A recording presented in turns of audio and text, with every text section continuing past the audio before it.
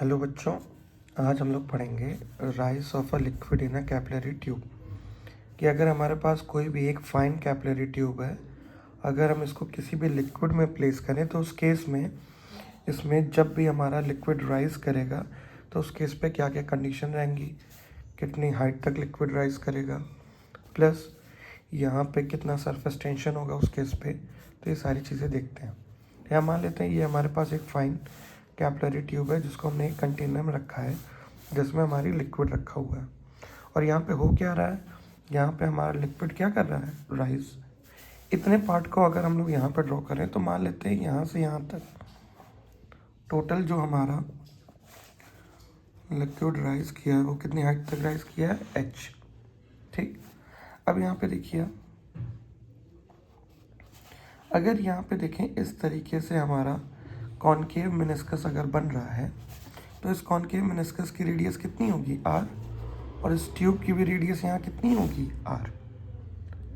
आगे यहाँ पे क्या होगा बेटा कि इस तरीके से आपका यहाँ पे एंगल ऑफ कांटेक्ट कैसे निकालेंगे, ज़रा देखो। इस पॉइंट पे जो लिक्विड होगा इस पे सरफेस टेंशन अंदर की तरफ लगेगा, एंगल क्या बन गया हमारा, थीटा। बाहर की तरफ सरफेस टेंशन T, ये एंगल भी क्या बन गया, थीटा। तो इस अगर टेंशन को रिजॉल्व करें तो यहाँ पे ये जो सरफेस टेंशन है ऊपर की तरफ कितना लग जाएगा, T cos थीटा, इधर कितना लग जाएगा, T sin थीटा। सिमिलरली अगर यहाँ पे एंगल ऑफ कांटेक्ट की बात करें तो सरफेस टेंशन ऐसे अंदर की तरफ लग रहा है, ये अगर थीटा है इसको अगर हम एक्सटेंड करें तो अगर ये थीटा है तो ऊपर क्या लगेगा, T cos थीटा, और बाहर की तरफ क्या लगेगा, T sin थीटा। ठीक है, तो यहाँ पे total surface tension upward side कितना लग रहा है, अगर यहाँ पे देखो तो ये पूरा आपका इस तरीके से सर्कुलर शेप होगा बाहर से, तो इस पूरी 2πr की रेडियस पे ऊपर की तरफ कितना सरफेस टेंशन लग रहा है, T cos थीटा। और इसको बैलेंस कौन कर रहा है, इसको बैलेंस कर रहा है कि इतना ये जो हमारा लिक्विड कॉलम है इसमें इस लिक्विड का जो वेट है वो इस ऊपर की तरफ लगने वाले T cos थीटा को क्या कर रहा है, हमारा बैलेंस कर रहा है। ठीक है, तो यहाँ पे होगा क्या, जो हमारा टोटल सरफेस टेंशन लगेगा वो कितना लगेगा, T cos थीटा, और कितने पार्ट पे लग रहा है, 2πr रेडियस पे लग रहा है। और ये किसके बराबर होगा, यहाँ पे जो लिक्विड है उसके टोटल वेट के। तो ये आपका कितना हो जाएगा यहाँ पे, T cos थीटा 2πr। मास क्या होता है, मास हमारा होता है वॉल्यूम इनटू डेंसिटी, तो T cos theta into 2πr is equals to volume. अब वॉल्यूम कैसे निकालेंगे, यहाँ से यहाँ तक h हाइट तक ये पूरा पूरा सिलेंडर है, तो फॉर्मूला क्या हो जाएगा, πr² h, प्लस इतने पार्ट की बात करें तो ये एक सिलेंडर का पार्ट है, उसमें से हम क्या करेंगे, इस छोटे से हेमिस्फीयर के पार्ट को क्या कर देंगे, सब्ट्रैक्ट कर देंगे, यानी πr², यहाँ से यहाँ तक हाइट कितनी है, r, माइनस 2/3 πr³ तो हमारा कितना हो जाएगा, πr² h plus πr³ minus 2/3 πr³। और यहाँ पे हमारा क्या चल रहा है, T cos थीटा ब्रैकेट में 2πr। ठीक, तो ये हो गया T cos थीटा ब्रैकेट में 2πr। यहाँ देखो ये कितना हो गया, πr² h प्लस का, इसको अलग से सॉल्व करो, एलसीएम हो जाएगा 3, ये हो जाएगा 3πr³ माइनस 2πr³। ठीक है, ये हो जाएगा T cos थीटा ब्रैकेट में 2πr।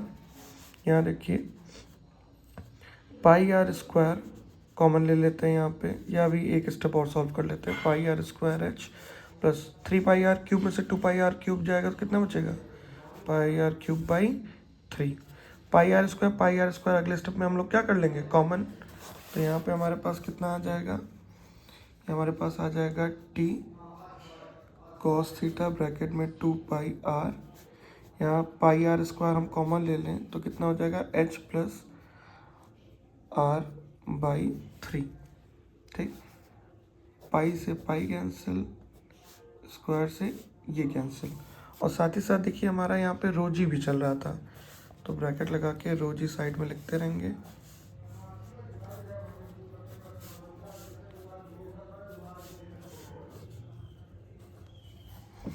यहाँ पे साथ में रो जी भी चल रहा है, इस पूरे को यहाँ डिवाइड करा देते हैं, तो टी कॉस थीटा और 2 है तो 2t cos theta upon R rho G is equals to h plus R by 3। तो h की वैल्यू कितना हो जाएगा, h यहाँ पे हो जाएगा 2t cos theta upon R rho G minus का r बाई 3। सिंस ये जो r है हमारी क्या है, बहुत छोटी वैल्यू है, देयरफॉर हम सपोज कर लेते हैं r की वैल्यू नियरली कितनी है 0, तो हमारे पास ये वैल्यू कितना आ जाएगा, h is equals to 2t cos theta upon R rho G minus 0, यानी h इज इक्वल्स टू हो जाएगा 2t cos theta upon R rho G. ये हमारा फॉर्मूला हो गया टोटल हाइट का। अब यहाँ कुछ केसेस हैं, डिस्कस कर लेते हैं। अगर हमारा एंगल ऑफ कांटेक्ट थीटा हमारा क्या है बेटा, मान लेते हैं कि थीटा की वैल्यू लेस देन 90 डिग्री है, ठीक है। तो अगर लेस देन 90 डिग्री है तो हमको पता है cos 90 माइनस थीटा क्या होता है, प्लस का साइन थीटा होता है। तो यहाँ पे क्या हो जाएगा, सारी वैल्यू पॉजिटिव रहेगी, यानी आपकी h की वैल्यू इंक्रीज होगी, यानी यहाँ पे क्या होगा, कैपिलरी राइज।